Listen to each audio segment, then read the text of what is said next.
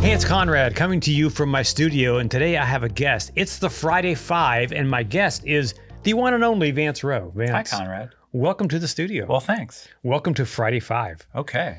So we have 5 minutes. Okay, here We we have a go. lot to talk about. Okay. You retired last year. I did. Or earlier this year. Just a couple months ago. A couple months ago. Yep. So what in the world have you been doing since your retirement? So in the last couple months, I have been teaching for a few different companies, one of which being the Boulder Crest Foundation, teaching Struggle Well, which is all about post-traumatic growth.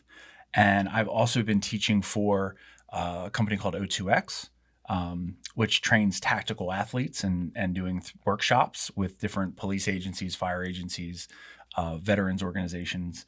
And I've been working with Recovery Centers of America, doing just kind of presenting my story, and then also teaching yoga classes, which that has gone very, very well. And then I just finished my advanced teacher certification for yoga. So I just got my 300-hour yoga teacher training. That means I can, I'm moving towards being able to train other yoga teachers now, or people that want to be yoga teachers. So it's awesome. definitely, Man, you're not letting the grass grow, are you? No. I mean, this is just last week that I'm getting messages from people, and they tell me that I'm the busiest retired person they ever met. But that's important because, as we know, first responders typically don't live long after retirement. That's correct. And you're going to break that mold. That's right. Right? When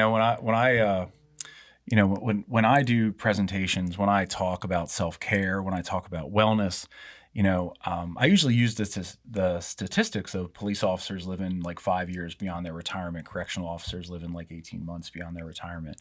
And a lot of it comes down to folks saying, listen, I'm not going to take care of myself until retirement. Like, cause I have so many other busy things. Like I got to take care of family. I got to work all these shift hours, I'll just take care of it when I retire. And, and the question that I put back on them is, what's going to be left at that point? Yeah. Like what kind of shape are you going to be in as you enter retirement? And that's supposed to be the time that you enjoy after putting in your, 20, 25, 30 years.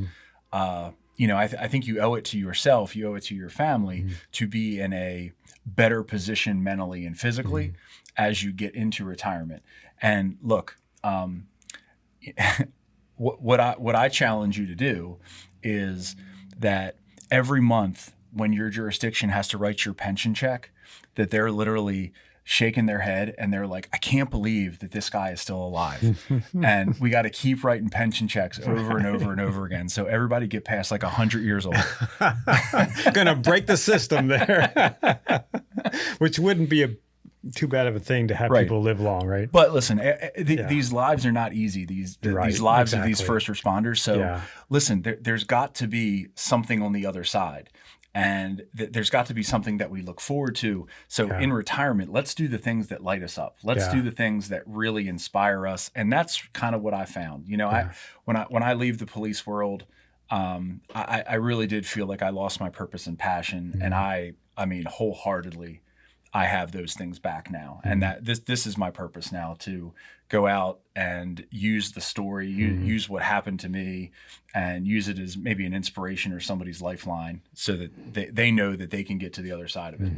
So really the motivation for folks today on this Friday is to discover your purpose and begin walking in that direction, so that when you do retire, you have something to go to, and you have something that still lights you up when you get out of bed in the morning. That's it. And you don't got to figure it out today.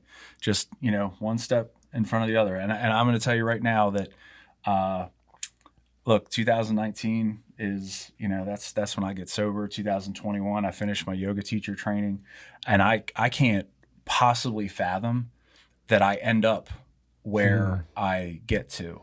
But it's just, I kept saying yes to different opportunities, and even stuff that maybe made me a little uncomfortable. I was like, all right, well, I'm just going to go for it, because I'm probably going to learn something from this. Yeah, that is awesome. Well, there you go, folks. That is your motivation for today. That is your challenge for today. Find something to say yes to, and that will light you up, and that will carry you into the future that you want to live.